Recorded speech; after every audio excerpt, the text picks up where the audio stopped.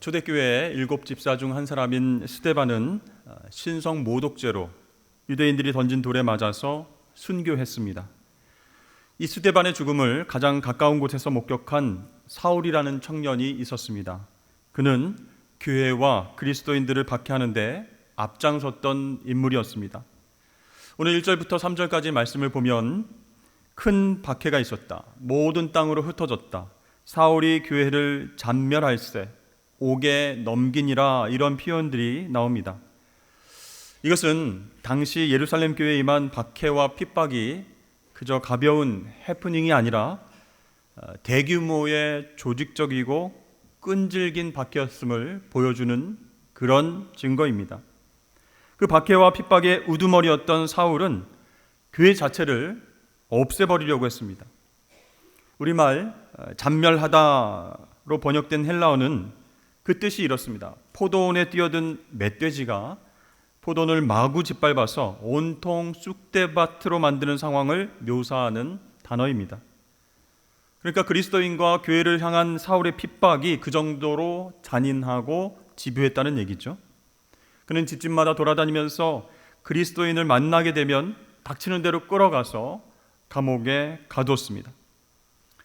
이런 핍박, 이런 박해를 피해서 교인들은 예루살렘을 떠나서 각처로 흩어지기 시작했습니다. 어디로 흩어졌습니까? 오늘 말씀 보니까 유대와 사마리아와 모든 땅으로 흩어졌다라고 기록되어 있습니다.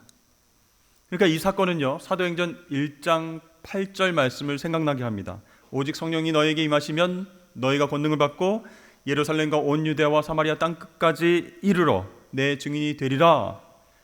그 예수님의 말씀을 생각나게 하는 것이죠. 그래서 사도행전 1장 8절의 말씀이 오늘 8장 1절에서 그대로 성취된다는 것이에요. 표면적으로만 보면 핍박받아서 흩어졌지만 알고 보니까 주님의 말씀이 성취되는 그 과정 가운데 있었던 것입니다. 자, 이 사건을 통해서 복음이 어디로 흩어져요? 유대와 사마리아와 땅끝까지 흩어지는 그런 계기가 되었던 것입니다. 그런데요, 사도들은 예루살렘을 떠나지 않았습니다. 오늘 말씀해 보니까 교회에 큰 박해가 있어 사도 외에는 다 흩어지니라, 이렇게 기록되고 있죠. 여러분, 왜 사도들은 예루살렘에 남았을까요? 예수님의 고난과 부활의 현장인 예루살렘을 지키는 것이 자신들의 의무라고 여겼기 때문일까요? 아니면 이미 낙인 찍혀서 감옥에 갇히고 풀려나면서 그동안 믿음으로 담대해졌기 때문에 그랬기 때문에 남았을까요? 그런데 어떤 분들은요, 사도들이 지금 예수님의 지상명령에 순종하지 않았다라고 비판합니다. 흩어져서 복음을 전해야 되는데 예루살렘에 남아서 머문 것은 비신앙적이고 무책임한 행동이었다, 이렇게 말하기도 합니다. 그런데 여러분, 생각해 보십시오. 만약에 큰 핍박으로 인해서 사도들도 예루살렘을 떠나게 된다면 어떤 상황이 벌어지게 될까요? 예루살렘 초대교회는 텅텅 비게 됩니다. 그러면 유대교 지도자들이 좋아하겠죠. 아, 이때다. 우리 다시 예루살렘 성전을 중심으로 똘똘 뭉쳐서 다시는 예수 종교, 교회가 일어서고 부흥하지 못하도록 조치를 취하자, 이렇게 행동했을 것입니다. 그렇기 때문에 사도는 왜 예루살렘에 남고 나머지 교인들은 다 흩어졌는가, 이렇게 책임 추궁을 할 것이 아니라 이 모든 일들이 하나님의 섭리 가운데 일어난 일로 받아들여야 한다는 것이죠. 그러니까 사도는 사도대로 예루살렘에 남아서 교회를 위해서 사명을 감당하고, 또 성도들은 흩어져서 유대와 사마리아 땅끝까지 복음을 전할 수 있도록 하나님께서 역사를 하신 것입니다. 자, 이렇게 핍박을 피해서 흩어진 사람들이 무엇을 했을까요? 오늘 4절과 5절 말씀입니다. 그 흩어진 사람들이 두루 다니며 복음의 말씀을 전할세 빌립이 사마리아 성에 내려가 그리스도를 백성에게 전파하니. 흩어진 사람들은요, 단순히 박해를 피하고 생명을 보존하기 위해서 또는 새로운 사업거리를 위해서 예루살렘을 떠난 것이 아니었습니다. 각 지역으로 흩어져 나가면서 그들의 발길이 닿는 곳마다 예수님의 증인 역할을 감당했습니다. 복음을 전하면서 예수님이 주와 그리스도이심을 선포했습니다. 결국 이 흩어진 사람들이요, 주님의 명령에 순종한 첫 번째 그리스도인들이 되었다라는 사실이죠. 자, 이렇게 흩어진 사람들 중에는요, 지중해의 키프로스, 성경에 보면 구브로라고 나오는데 그곳에 가서 복음을 전한 사람도 있었고, 북쪽으로는 오늘날 레바논 지역인 베니게로 가서, 또 현재 튀르키예에 속한 안디옥까지 가서 복음을 전하고 교회를 세운 사람들도 생겨났습니다. 이때 세워진 안디옥 교회가요, 2000년 교회 역사상 가장 중요한 교회 중 하나가 되었습니다. 그 이유가 무엇일까요? 첫째, 안디옥 교회 교인들이 세상 사람들에 의해서 그리스도인이라는 호칭으로 처음 불려졌기 때문이다라는 것이죠. 두 번째, 이 교회가 파송한 사도 바울로 인해서 바울이 복음을 전하면서 복음이 전 세계로 퍼져 나갔기 때문입니다. 그러니까 이 안디옥 교회가 없었다면 세계 기독교 역사의 흐름도 새롭게 바뀌지 못했다라는 사실입니다. 여러분, 그 중요한 안디옥 교회가 큰 박해를 피해서 흩어진 이름 없는 교인들에 의해서 시작되었다는 사실이 중요합니다. 오늘 본문 말씀 보면요, 유대인만을 향해 있던 복음이 이제 이방인을 향해서 확산되는 그런 놀라운 역사가 시작됩니다. 그때 쓰임받은 사람들은 주님의 기적과 표적을 드러냈던 위대한 사도들이 아니라 평범하고 이름 없는 교인들이었습니다. 흩어지다로 번역된 헬라어 디아스페이로라고 하는 말에서 흩어진 사람이란 뜻의 디아스포라라고 하는 단어가 파생이 되었습니다. 이 흩어지다라는 단어는요, 원래 이런 뜻이 있습니다. 농부가 씨를 사방에 흩어 뿌리는 행동을 표현하는 그런 동사입니다. 씨가 어디에 뿌려질지는 농부에 의해서 결정된다는 것이죠. 그러니까 예루살렘 교인들이 능동적으로 흩어진 것처럼 보이지만 원어에는 수동태로 되어 있습니다. 즉, 농부이신 하나님께서 당신의 섭리와 계획에 의해서 교인들을 흩어서 뿌리셨다, 그런 뜻이에요. 여러분, 인간은 흩어짐을 면하려고 하지만 하나님은 하나님의 계획에 따라 흩으실 때가 있습니다. 왜 하나님이 흩으실까요? 하나 되어서 잘 살고 성공하는 것 보기 싫어서요? 그것을 방해하시려고요? 우리가 하나 되어서 크게 성장하는 것을 싫어하셔서요? 그것이 아닙니다. 우리만의 교만의 탑, 바벨탑을 쌓을까 봐 하나님이 흩으실 때가 있어요. 예수 그리스도 생명의 복음이 우리가 만든 성 안에 갇힐까 봐 그래서 흩으십니다. 여러분, 그래서 교회가 흩어지게 된 것은요, 굉장히 중요한 의미가 담겨져 있습니다. 이 복음이라고 하는 것은 특정한 계층이나 부류나 민족만을 위해서 선포된 것이 아니라는 사실이에요. 기독교는요, 어떤 한 민족만의 종교, 지역 종교가 아닙니다. 모든 믿는 자에게 구원을 주시는 하나님의 능력이자 모든 사람들의 복음인 줄로 믿습니다. 그러니까 오늘날 전 세계적으로 알려진 종교는 굉장히 많이 있지만 전 세계에 골고루 펼쳐져 있는 종교는 기독교밖에 없다는 것이에요. 자, 이슬람교를 믿는 사람들은 그 사람들의 90% 이상은 동남아시아와 중동에 살고 있습니다. 힌두교인 95%는 인도와 그 접경 지역에 살고 있어요. 그리고 불교도의 약 88%는 동남아시아에 집중되어 있습니다. 그러나 기독교는 모든 민족에게 퍼져 있다는 사실이에요. 약 25%는 유럽, 25%는 중남미, 그리고 22%는 아프리카, 그리고 15%는 급성장 중인 아시아 지역, 그리고 나머지가 북미에 분포되어 있다는 것이에요. 그러니까 종교 분포로 보면요, 기독교는 서구의 종교가 아니라 진정한 세계적 종교다라고 말할 수 있는 것이죠. 그러니까 이 복음이라는 것이요, 특정한 민족, 특정한 문화에 속하지 아니하고 모든 민족과 족속으로 확장되었다, 흩어져 나갔다라는 사실입니다. 그래서 요한은 어떻게 얘기했습니까? 하나님이 세상을 이처럼 사랑하사 이렇게 선포했습니다. 하나님이 유대인을 사랑하사 이렇게 말하지 않았죠. 세상 사람들을 다 사랑하셔서 예수 그리스도를 보내주셨다라고 이야기했습니다. 자, 핍박으로 인해서 예루살렘에만 머물러 있었던 복음이 이제 유대와 사마리아로 퍼져 나가게 됩니다. 그런데 여러분, 이 사마리아는요, 일종의 경계선이었습니다. 유대인들이 굉장히 혐오하고 싫어하는 편견과 증오의 땅이었습니다. 그러니까 유대인이 스스로 넘지 못하는 거대한 벽이었어요. 그런데 이 핍박을 통해서 가지 않을 수 없게 되었다라는 것이죠.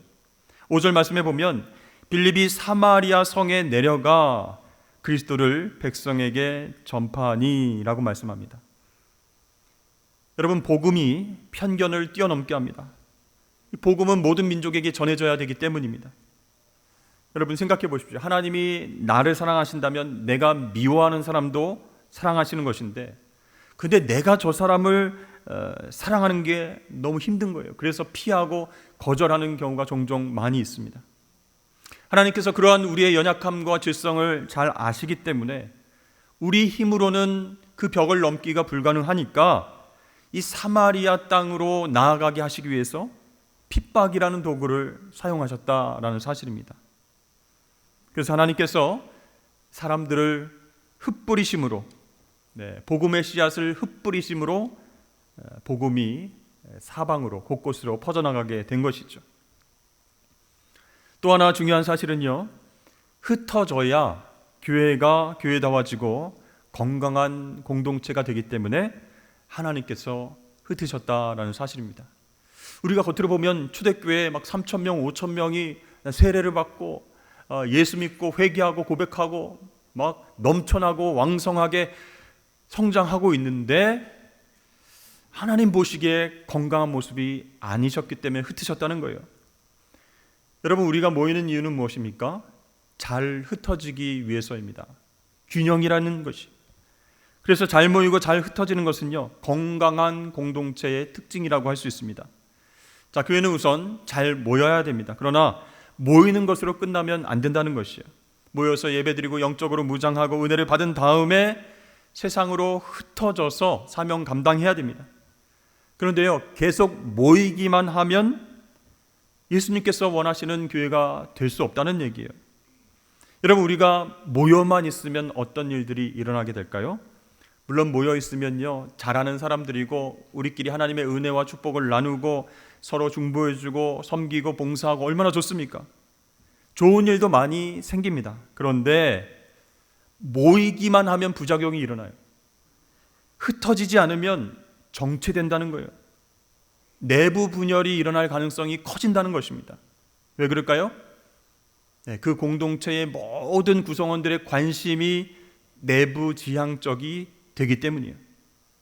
그래서 영역 싸움이 때로는 일어나기도 하고요, 이기심이 발동해서 이거는 내가 가져야 되는데, 내가 소유해야 되는데, 이런 충돌과 갈등이 벌어지게 된다는 것이에요. 그래서 교회가 모이는 것만 강조하면 우리가 겉으로 보기에는 막 성장하고 부흥하는 것처럼 커질 수 있습니다. 그런데 이것은 건강한 성장이 아니라 영적 비만에 걸리는 그런 아픈 공동체가 될 수 있다는 얘기입니다. 결국 덩치는 커졌는데 본질적인 것에 집중하지 못하고 내부적인 것에만 관심을 두면 이 비본질적인 문제로 에너지와 은사와 재능을 낭비하게 되는 것이에요. 그러면 불평이 많아지고 섭섭한 마음이 생기게 되고, 저 사람은 저렇게 해주는데 나는 왜 안 돌봐주나, 그런 어떤 시기심이 발동을 합니다. 교회가 본질을 놓치게 되면요, 비본질이 그 자리를 차지하면서 내부적인 갈등이 일어나게 된다는 것이죠. 그러나 여러분, 흩어지면 어떤 일이 발생할까요? 그곳에는 기득권이 없어집니다. 흩어지면요, 서로 도와야 살 수 있기 때문이에요. 그래서 하나님께서는 초대교회, 예루살렘 교회, 사도들과 성도들이 완전히 성장하고 부흥하는 그 교회를 핍박이라고 하는 도구를 통해서 흩으셨어요. 사도들은 예루살렘 교회에 남아서 사명을 감당하고, 흩어진 교인들은요, 그곳에서 복음을 전하면서 기적과 표적을 경험했습니다. 오늘 본문 5절에서 6절 말씀을 보십시오. 빌립이 사마리아 성에 내려가 그리스도를 백성에게 전파하니 무리가 빌립의 말도 듣고 행하는 표적도 보고 한 마음으로 그가 하는 말을 따르더라. 여러분, 여기에 빌립은 사도가 아니라 집사라는 것 아시죠? 그런데요, 그의 행적을 보면 사도 이상의 사역을 감당하고 있는 것을 보게 됩니다. 그동안은요, 사도들의 동무대였습니다. 사도들만 예수 복음을 전하고 그들만 기적과 표적을 나타내는 그런 사명자인 줄 알았어요. 그러나 이제 변화가 일어났어요. 핍박받아서 살던 곳을 떠나서 피신했던 사람들이 사도들처럼 담대하게 복음을 전하고요, 귀신을 쫓아내고요, 표적을 나타나게 되었습니다. 여러분, 이것이 바로 성령의 권능이고 복음의 능력인 줄로 믿습니다. 사도들만의 권능과 능력이 아니라는 것이에요. 우리 교회에서도요, 직분과 나이와 성별 중요하지 않습니다. 성령이 임하시면요, 누구든지 권능을 받고 그 성령의 능력으로 복음을 전하고 사명을 감당하게 될 줄로 믿습니다.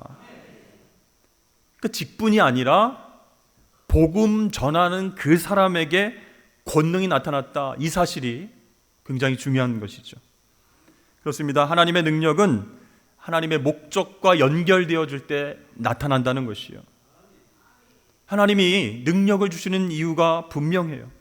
우리가 잘난 사람이 되고 유능한 인물이 돼서 칭찬받으라고 능력 주시는 게 아니에요. 흩어져서 복음 증거하려고 할 때가 내 능력이 아닌 하나님 능력이 필요한 때이기 때문에 하나님 능력을 주십니다. 여러분, 오늘 빌립 집사가 선교사 자격증을 받고 사마리아로 파송해서 나가서 전도했습니까? 아닙니다. 핍박을 피해서 흩어져서 사마리아로 갔고, 그곳에서 보니까 영혼들이 너무 불쌍해서 예수 복음을 전했을 때 능력이 나타난 거예요. 사마리아 성이 발칵 뒤집어진 것입니다. 요한복음 20장 21절에 이렇게 말씀합니다. 예수께서 또 이르시되 너에게 평강이 있을지어다. 아버지께서 나를 보내신 것 같이 나도 너희를 보내노라. 아멘. 이 말씀은 부활하신 예수님께서 제자들에게 하신 말씀인데 동일하게 모든 교회에게 주신 말씀이에요. 그러니까 교회 전체가 선교 공동체이고 모든 그리스도인들이 선교사다라는 뜻입니다. 그래서 우리 산성교회는 선교적 교회여야 되고 우리는 선교적 삶을 살아가는 하나님의 백성들이 되어야 할 줄로 믿으시길 바랍니다. 특정인이 아니라, 어떤 목사님이 아니라, 어떤 선교사님이 아니라 모든 성도가 복음을 삶으로 살아내는 선교사다, 이 개념을 받아들이는 것이 중요하다는 것이죠. 그래서 여러분들 이제 흩어져서요, 직장으로 가시든지 출장을 가시든지 여행을 가시든지 기회가 되는 대로 예수의 사랑을 나타낸다면, 친절과 배려와 사랑으로 주의 사랑을 드러낸다면 그것이 바로 선교라는 것이에요. 그래서 여러분, 기회가 되는 대로 언제든지 주의 복음을 전하면 좋겠다. 나는 부족하지만 복음 전할 때 성령께서 능력 주실 거야.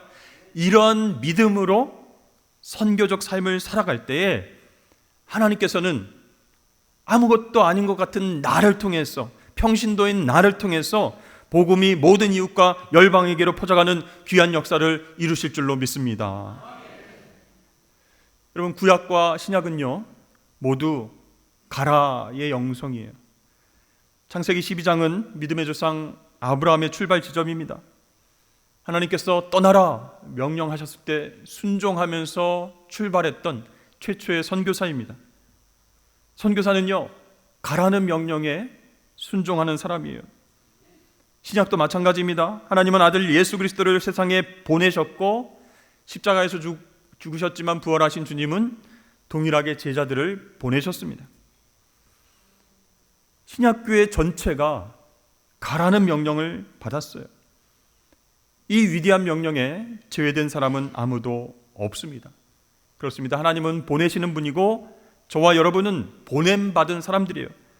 그 명령에 순종하지 않으면 하나님께서 강제적으로 우리를 흩으실 때도 있음을 기억해야 한다는 것이에요.